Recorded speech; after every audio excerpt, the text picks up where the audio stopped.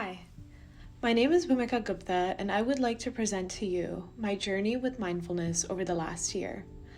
Before I begin, I would like to thank Ram and Elizabeth for supporting our program through the virtual space and serving as mentors.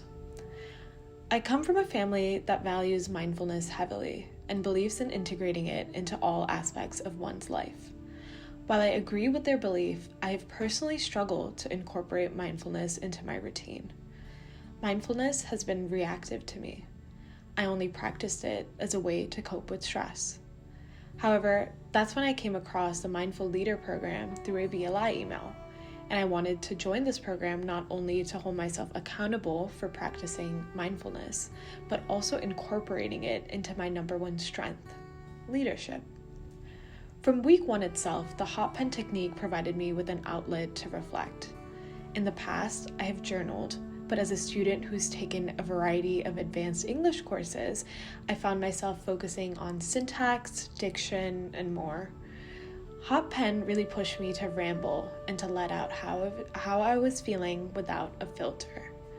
I recall how important this was to me due to severe stress during the COVID era.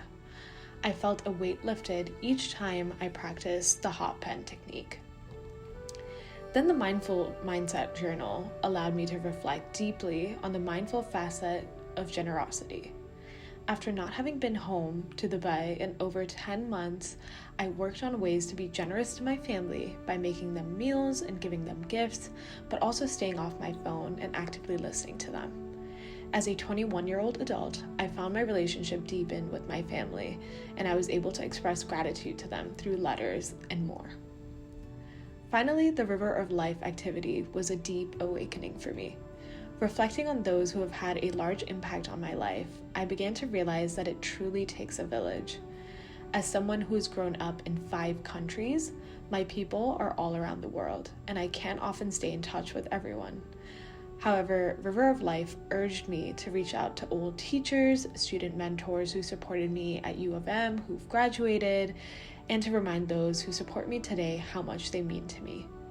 I also ended up scheduling a high school class of 2017 reunion, a large Zoom with my internship group for 2 years ago, and other events to rekindle my relationships with those who've heavily impacted my growth.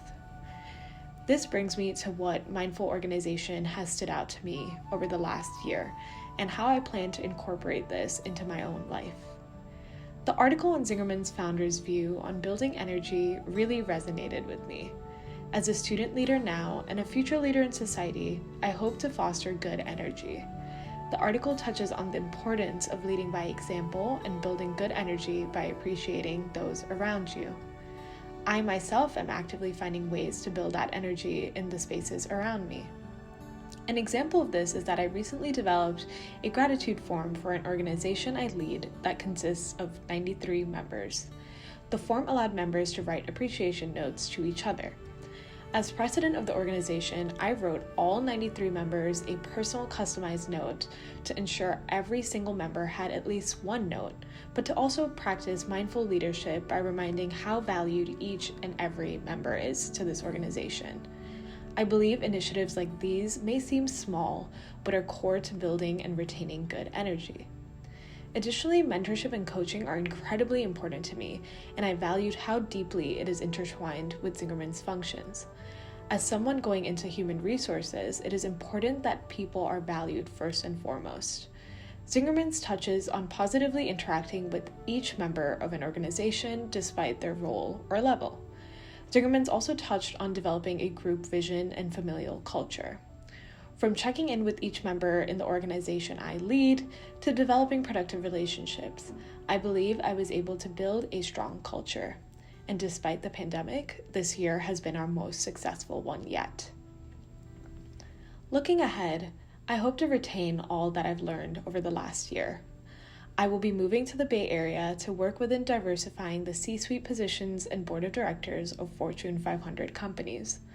To me now, mindful leadership is more than just journaling or meditating. It is about the values you bring, leading by example, and fostering a diverse, equitable, and inclusive space for all. This year has been tumultuous, but I have undergone so much emotional change over the last year, and I'm incredibly grateful to the Mindful Leader program for helping me on my journey.